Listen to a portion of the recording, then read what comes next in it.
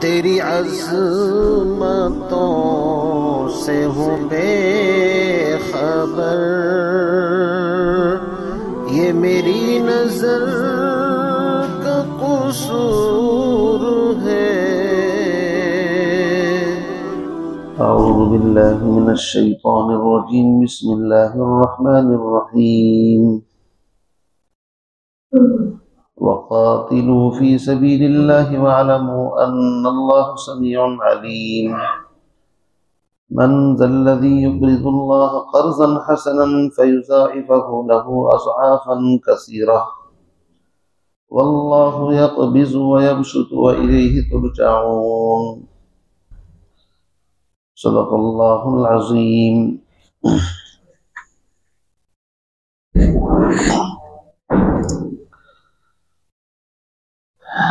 اس سے پہلی آیات میں اللہ رب العزت نے بنی اسرائیل کی ایک جماعت جو بہت پہلے گزری تھی اس کا ایک عجیب واقعہ بیان فرمایا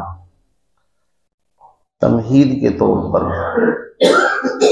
اور قرآن پاک کی یہ عادت ہے کہ جب کسی کام پر کسی کو ابھارنا مقصود ہوتا ہے تو اس کے فضائل مناقب اس انداز سے پیش کیے جاتے ہیں تاکہ انسان خود اپنے دل سے اندر سے اخلاص کے ساتھ اس عمل کو کرے۔ بنی اسرائیل کے زمانے میں کوئی بہت پہلے ہی واقعہ پیش آیا تھا، اور بنی اسرائیل میں اتنا مشہور و معروف تھا کہ خود پیغمبر علیہ السلام کے زمانے تک یہ واقعہ نقل ہوتے ہوتے ہوتے اتنا مشہور تھا جیسے کہ لوگوں نے اپنی آنکھوں سے دیکھا، یعنی حقیقت میں تو آنکھ سے نہیں دیکھا تھا، لیکن جو واقعہ بہت زیادہ فیمس اور مشہور ہوتا ہے تو وہ خبر جو تواتر کے ساتھ آتی ہے اس سے بھی ایسا ہی علم حاصل ہوتا ہے جیسے آنکھوں سے دیکھ کر کے علم حاصل ہوتا ہے۔ اس کو رؤیت قلبی کہتے ہیں، علم جاننا۔ واقعہ یہ تھا کہ کچھ لوگ، بعض روایت میں آتا ہے، کل میں بتا چکا ہوں، طاعون کے ڈر کی وجہ سے بستی چھوڑ کر کے چلے گئے۔ مقصد یہ تھا کہ وہاں جا کر کے ہم اس عذاب سے حفاظت میں ہو جائیں گے اور موت نہیں آئے گی۔ تو اللہ رب العزت نے جس پہاڑوں کے بیچ میں جا کر کے رہے تھے وہیں پر فرشتوں کے ذریعے سے آواز دلوائی کہ مر جاؤ، اور وہ سب کے سب وہیں پر مر گئے۔ ایک روایت تو یہ ہے۔ دوسری روایت یہ ہے کہ وقت کے نبی نے، پیغمبر نے ان سے کہا تھا دشمن کے ساتھ جہاد کرنا ہے، لڑنا ہے، تو یہ لوگ بزدل بن گئے، جان چرانے لگے، اور سوچا کہ اگر دشمن کے ساتھ لڑیں گے تو ہم مر جائیں گے، مارے جائیں گے، اس لیے جان بچا کر کے بھاگ کر کے وہاں پر ٹھہر گئے۔ اللہ رب العزت نے ان کو موت دے کر کے یہ میسج پیغام دیا کہ موت سے انسان کسی وقت بھی بھاگ نہیں سکتا۔ اللہ چاہیں گے تو جہاں پر موت لکھی ہے وہیں پر آ کر کے رہے گی۔ تو 10,000 سے زیادہ ان کی تعداد تھی، بعد نے لکھا ہے 40، 60,000، 70، 5 لاکھ تک کے اقوال ملتے ہیں۔ سب کے سب مر گئے۔ پھر اس زمانے کے جو نبی تھے حضرت حزقیل علیہ السلام، ان کی دعا سے اللہ نے ان کو دوبارہ زندہ فرمایا۔ اب اس واقعے کو سنا کر کے صحابہ کو ترغیب دی جا رہی ہے کہ دیکھو اب تمہارا مقابلہ بھی دشمن کے ساتھ ہونے والا ہے، اللہ کے گھر خانہ کعبہ کو بھی آزاد کرانا ہے۔ اب تک اسلام کے احکام چھپ چھپ کر کے، بھاگ بھاگ کر کے، کبھی حبشہ ہجرت کی، کبھی مدینہ، ادھر ادھر بھاگ دوڑ چل رہی ہے، لیکن اب پانی سر سے اوپر ہو چکا ہے۔ اب تمہیں ان کے ساتھ، اپنے دشمنوں کے ساتھ دو دو ہاتھ کرنے ہیں۔ تو اس واقعے کو سنا کر کے صحابہ کا ذہن تیار کیا جا رہا ہے کہ یاد رکھنا موت سے کوئی بھاگ نہیں سکتا، اس لیے اللہ کے راستے میں اگر موقع ملے تو بالکل خوش اسلوبی کے ساتھ، اخلاص کے ساتھ پیش قدمی کرو۔ اور قرآن پاک میں آپ دیکھیں گے جہاں پر بھی جہاد قتال کا ذکر آیا ہے تو انفاق فی المال کا ذکر ضرور آیا ہے، چونکہ دونوں لازم ملزوم ہے، ایک کے بغیر ایک ہو ہی نہیں سکتا۔ خالی اسباب کے بغیر کیا کریں گے آپ؟ اس لیے قرآن میں آیا ہے جہاں پر بھی یجاہدون فی سبیل اللہ باموالہم وانفسہم، مال اور جان کے ذریعے سے، جان کی بھی ضرورت ہے اور مال کی بھی ضرورت ہے۔ تو اس کے فوراً بعد من ذا الذی یقرض اللہ قرضا حسنا کہہ کر کے مال کی فضیلت اللہ کے راستے میں خرچ کرنے کی ترغیب دی گئی۔ تو فرمایا وقاتلوا فی سبیل اللہ، اور لڑو اللہ کے راستے میں، وعلموا اور جان لو ان اللہ سمیع علیم، اللہ تعالیٰ سننے والا ہے، جاننے والا ہے۔ تم آپس میں جو گفتگو کرتے ہو کہ جہاد میں جائیں گے تو یہ ہو جائے گا، یہ ہو جائے گا، اللہ اس گفتگو کو بھی سننے والا ہے، اور علیم تمہاری نیتوں کو بھی جاننے والا ہے کہ تم اللہ کی رضا کے لیے نکل رہے ہو یا زبردستی نکل رہے ہو۔ اللہ ہر چیز کو جانتا ہے۔ بعض مفسرین فرماتے ہیں کہ یہ خطاب اسی بنی اسرائیل کی جماعت کو ہے جو مر گئے تھے، جہاد سے جی چرا رہے تھے، ان کو خطاب فرمایا اللہ نے کہ لڑو چلو۔ اور بعض فرماتے ہیں کہ نہیں، اس کے مخاطب صحابہ کرام ہیں، یہ بعد میں، اور اصل تو یہ ہے کہ قرآن پاک کی ایک آیت ہوتی ہے اور قیامت تک جتنے لوگ بھی ہیں وہ سب اس کے مخاطب ہوتے ہیں، اصل بات تو یہ ہے۔ اب جب اللہ کے راستے میں لڑنے کی ترغیب دی گئی تو ظاہر بات ہے مجاہد کے لیے سواری کا بھی انتظام ہے، اسباب کا بھی انتظام ہے، اگرچہ اللہ بغیر اسباب کے سب کچھ کرنے پر قادر ہے، لیکن طریقہ اور سنت اس کی یہی ہے کہ یہ دنیا دار الاسباب ہے تو اسباب کی ضرورت پڑے گی۔ تو اب اللہ کے راستے میں خرچ کرنے کی ترغیب دی جا رہی ہے۔ من ذا الذی، کون ہے وہ شخص، استفہام کے انداز میں، بڑی عجیب بات ہے۔ من ذا الذی، کون ہے وہ شخص، الذی یقرض اللہ قرضا حسنا، جو اللہ کو قرض بھی دے، اور قرض ہی نہیں، قرض حسن، خوبصورت قرض دے۔ کتنی کیا عجیب انداز ہے۔ حالانکہ مال بھی اللہ کا ہے، جان بھی اللہ کی ہے۔ ان اللہ اشترى من المؤمنین انفسهم واموالهم بان لهم الجنہ، مومن کی جان مال جنت کے بدلے میں بکی ہوئی ہے، کچھ بھی نہیں ہمارا ہے، حقیقت تو یہ ہے، جان دی ہوئی اسی کی تھی، حق تو یہ ہے کہ حق ادا نہ ہوا، سب کچھ اس کا ہے، لیکن پھر بھی خریدنے کا انداز، جیسے میں کسی کو کوئی ہدیہ دوں اور پھر ہدیہ دے کر کے خود کہوں بیچو گے آپ اس کو، کیا مطلب، ہدیہ تو میں نہیں ہے، لیکن آپ اہمیت سمجھیے۔ اللہ فرماتے ہیں جان بھی اس کی ہے، مال بھی اس کا ہے۔ سورہ بقرہ کے شروع میں فرمایا تھا اللہ نے کہ الف لام میم ذالک الکتاب لا ریب فیہ ھدی للمتقین الذین یؤمنون بالغیب ویقیمون الصلاۃ ومما رزقناہم ینفقون، جو رزق ہم نے دیا ہے اس میں سے خرچ کرتے ہیں، تو دینے والا تو خود اللہ ہے۔ اسی لیے ایک صحابی نے پوچھا اے اللہ کے رسول، کیا اللہ کو قرض کی ضرورت ہے؟ فرمایا نہیں، یہ مال تو اللہ کا ہے۔ قرض کا مطلب ہوتا ہے کہ اگر کسی کو قرض دیا جاتا ہے تو پورا ادا کیا جاتا ہے، مقصد یہ ہے کہ اس میں کوئی کمی نہیں کی جاتی۔ یہ ایک انداز ہے کہ جب تم اللہ کے راستے میں دو گے تو کمی کا ڈر اپنے ذہن سے نکال دو، خوف نکال دو، کم ہونے والا نہیں ہے۔ کتنا ملے گا؟ یہاں پر فرمایا فَيُضَاعِفَهُ، اللہ اس کو بڑھاتا ہے، اضعافاً کثیرہ، دو چند کر کے، یعنی اتنا بڑھاتا ہے تم سوچ بھی نہیں سکتے۔ دیکھو قرآن پاک میں سورہ انعام میں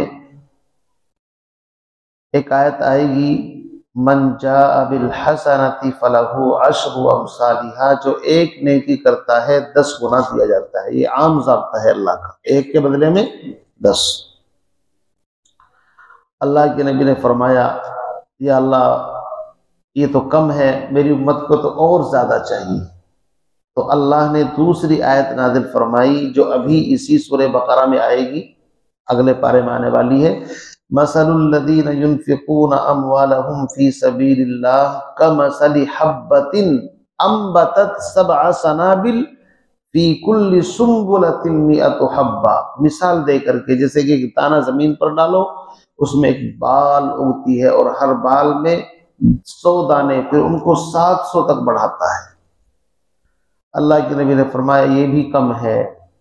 اللہ نے یہ آیت نازل فرمائی کہ ہم اس کو ڈبل ٹبل اتنا کر کے دیں گے، 7 لاکھ تک کتنا دیں گے تم سوچ نہیں سکتے۔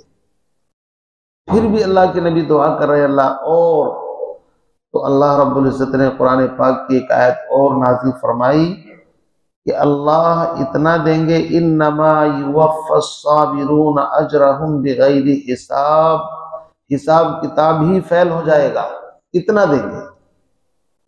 تو اللہ رب العزت کے دینے میں کوئی کمی نہیں ہے۔ حدیث کے اندر آتا ہے جب تم میرے راستے میں خرچ کرتے ہو میں اس کو اس طرح پالتا ہوں جیسے تم اپنے گھوڑے کے بچوں کو پالتے ہو، ایک مثال دے کر کے سمجھایا۔ اور ابو عثمان نہدی فرماتے ہیں مجھے روایت پہنچی حضرت ابو ہریرہ کے ذریعے سے کہ جو ایک اللہ کے راستے میں دیتا ہے 1 لاکھ کے برابر ثواب ملتا ہے۔ تو میں نے حضرت ابو ہریرہ کو تلاش کرنے کے لیے سفر کیا کہ ان سے ڈائریکٹ پوچھوں کہ کیا یہ حدیث صحیح ہے۔ تو میں نے حج کا احرام باندھا، حالانکہ مجھے حج کی ضرورت نہیں تھی چونکہ ابو ہریرہ حج پر گئے ہوئے تھے۔ تو میں نے وہیں جا کر کے ان سے پوچھا ابو ہریرہ تمہارے ذریعے سے حدیث ہم تک پہنچی ہے، اگر ایک آدمی اللہ کے راستے میں 1 روپیہ دیتا ہے، 1 درہم دیتا ہے تو 1 لاکھ کے برابر ثواب ملتا ہے۔ کیا آپ نے یہ حدیث اللہ کے نبی سے سنی ہے، بیان کی ہے؟ فرمایا تم نے غلط سنی ہے حدیث۔ ابو ہریرہ نے کہا کہ پھر کیا ہے؟ حدیث یہ ہے کہ اللہ 1 کے بدلے میں 2 لاکھ، انہوں نے 1 اور بڑھا کر کے بتایا ابو ہریرہ نے، تمہیں کم سنا ہے، کسی نے غلط روایت پہنچائی ہے۔ اور فرمایا کہ اللہ رب العزت نیتوں کے بقدر اس پہ کتنا اجر دیں گے آپ سوچ بھی نہیں سکتے۔ اس آیت کو جب سنا تو یہود نے تو کہا اللہ محتاج ہو گیا، ید اللہ مغلولہ، آگے سورہ مائدہ میں آئے گا اللہ کے ہاتھ بندھے ہوئے ہیں۔ اللہ نے قرآن میں جواب دیا لقد سمع اللہ قول الذین قالوا ان اللہ فقیر ونحن اغنیاء، اللہ نے ان بدبختوں کی بات سن لی جو اپنے آپ کو مالدار اور اللہ کو فقیر کہہ رہے ہیں۔ اور اس آیت کو سننے کے بعد ایک صحابی حضرت ابو دحدہ رضی اللہ تعالیٰ عنہ اللہ کے نبی کی خدمت میں حاضر ہوئے، فرمایا اللہ کے نبی میرے پاس 2 باغ ہے، اللہ کی قسم اس کے علاوہ میری ملکیت میں کچھ نہیں، میں اللہ کو قرض حسن دینا چاہتا ہوں، یہ دونوں باغ اللہ کو دینا چاہتا ہوں۔ آپ اندازہ لگائیے، اللہ کے نبی نے فرمایا نہیں ابو دحدہ، 1 اپنے اہل و عیال کے لیے رکھو اور 1 اللہ کے راستے میں دے دو۔ انہوں نے کہا خدا کی قسم میرے 2 باغ ہیں، ایک اعلیٰ حصے میں ہے، ایک اسفل، یہ جگہ کے نام ہوتے ہیں، ان میں سے جو سب سے اسمارٹ خوبصورت جس میں 600 کھجور کے درخت ہیں، 1 2 نہیں بھائی، 600 کھجور کے درخت، میں وہ باغ جو سب سے اچھا ہے مجھے محبوب ہے، چونکہ قرآن کہتا ہے لن تنالوا البر حتی تنفقوا مما تحبون، تم نیکی حاصل نہیں کر سکتے جب تک کہ اپنی محبوب اور پسندیدہ چیز کو اللہ کے راستے میں خرچ نہ کرو۔ مری مرغی اللہ کے نام دینے سے کام چلنے والا نہیں ہے۔ مزاج کیا ہے؟ یہ ہماری ضرورت کی نہیں رہی ہے، ہمارے بچے اس کو استعمال نہیں کر سکتے، ہم تو وی آئی پی ہیں بلکہ وی وی آئی پی، اس لیے اب اس کو مری مرغی کو کسی کا نام لے کر کے اللہ سے ثواب لے لو۔ تو بھائی اللہ تو نیتوں کو جانتے ہیں۔ محبوب چیز صحابی نے دی، اور روایت میں آتا ہے کتنے خوش نصیب صحابی تھے، اللہ کے نبی نے ان کے لیے دعا فرمائی کہ میں ان کو دیکھ رہا ہوں جنت کے لمبے لمبے درختوں کے درمیان۔ اب جب یہ گئے تو جا کر کے باغ کے کنارے پر اپنی بیوی بچوں کو آواز دی کہ اے ام دحدہ آؤ اس باغ کو خالی کر دو، یہ باغ میں اللہ کو قرض دے چکا ہوں۔ کیسی صحابیہ تھی، اپنے بچوں کے منہ میں سے کھجور نکال دی کہ یہ تو اب ہم دے چکے ہیں، اور ان کے پلے میں جو کچھ کھجور تھے بچوں کے وہ بھی وہیں پر ڈال دیے کہ اس کو بھی لے کر کے نہیں جانا ہے، اور کہا تم نے خدا کی قسم بہترین سودا کیا ہے، بہترین سودا کیا ہے۔ کون کہہ رہی ہے؟ وہ صحابیہ۔ اب مجھے تو جب میں اس کو سنتا ہوں ڈر لگتا ہے، آج کی عورتیں تو پتہ نہیں کیا حال کرتی شوہر کا کہ تمہیں کوئی سلیقہ نہیں ہے، بچوں کا کیا ہوگا، یہ ہے، اور سارا کچھ دے کر کے آ گئے، اتنے سخی بنے تھے تم یہ۔ لیکن حقیقت میں جس کے سامنے آخرت ہوتی ہے اور جس کا قرآن پر یقین اور وعدہ ہوتا ہے وہ کبھی اس تجارت کو نقصان کی تجارت نہیں سمجھتا۔ ان کے سامنے قرآن کہہ رہا ہے کون ہے جو اللہ کو قرض حسن دے، تو کیا یہ کوئی آیت ویسی ہے؟ قرض حسن کا مطلب یہ ہے اللہ اس کو بڑھا چڑھا کر کے تمہیں واپس کرے گا۔ فرمایا من ذا الذی یقرض اللہ قرضا حسنا فیضاعفہ لہ اضعافا کثیرا واللہ یقبض ویبسط۔ آگے فرمایا دنیا والو اللہ ہی روزی کو کشادہ بھی کرتا ہے، اللہ ہی روزی کو تنگ بھی کر دیتا ہے۔ یاد رکھیے اللہ جب کسی کی روزی تنگ کرتا ہے وہ کتنا بھی کما لے کبھی اس کی زبان پر شکر کے الفاظ نہیں آئیں گے، ناشکری رہے گی، کماتا بہت ہے برکت ختم ہو چکی ہے۔ اور جب اللہ کسی کی روزی کو کشادہ کرنا چاہتے ہیں بظاہر بہت کم کماتا ہے لیکن اللہ ایسا سکون عافیت ڈال دیتے ہیں سوچ بھی نہیں سکتے۔ وَمَنْ أَعْرَضَ عَنْ ذِكْرِي فَإِنَّ لَهُ مَعِيشَةً ضَنْكًا۔ اللہ سورہ طٰہٰ کے اندر آئے گا جو ہمارے ذکر سے آیات سے اعراض کرتا ہے ہم اس کی زندگی کو اجیرن تنگ کر دیتے ہیں، کتنا بھی کمائے کبھی پورا پڑنے والا نہیں ہے۔ یہ جو زبانوں پر آج کل شکایتیں ہیں کہ بیٹا بھی کماتا ہے میں بھی کماتا ہوں کارخانہ بھی ہے لیکن پھر بھی اخراجات پورے نہیں، قرض دار 24 گھنٹے تنگ کرتے رہتے ہیں کہ لاؤ لاؤ۔ سمجھ لے کہ اس کی زندگی اجیرن ہو چکی ہے، اس نے اللہ کو ناراض کر دیا ہے۔ اللہ ہی کھولتا ہے روزی کو، اللہ ہی بند کرتا ہے۔ واللہ یقبض، اللہ جس کو چاہے تنگ کر دے، ویبسط، اور جس کو چاہے کشادہ کر دے اس کی روزی کو، وإلیہ ترجعون، اور اس ہی کی طرف سب کو لوٹایا جائے گا۔ مرنے کے بعد سب کو اللہ کے پاس جانا ہے، اور جو خرچ کرتے ہیں وہ بھی اللہ کے سامنے پیش ہوتا ہے۔ اس لیے یہ آیات میں جو مضمون ہے آخر تک چلے گا۔ پھر آگے دیکھیے وہی قتال کی بنی اسرائیل کا ایک واقعہ ہے، اس کا ذکر آگے پھر شروع ہو گیا الم تر الی الملأ من بنی اسرائیل سے۔ تو بہرحال اللہ تعالیٰ سے دعا فرمائے ہم تمام کو صحیح اور نیک اعمال کرنے کی توفیق عطا فرمائے۔ سبحان اللہ و بحمدہ، سبحانک اللہم و بحمدک، اشہد ان لا الہ الا انت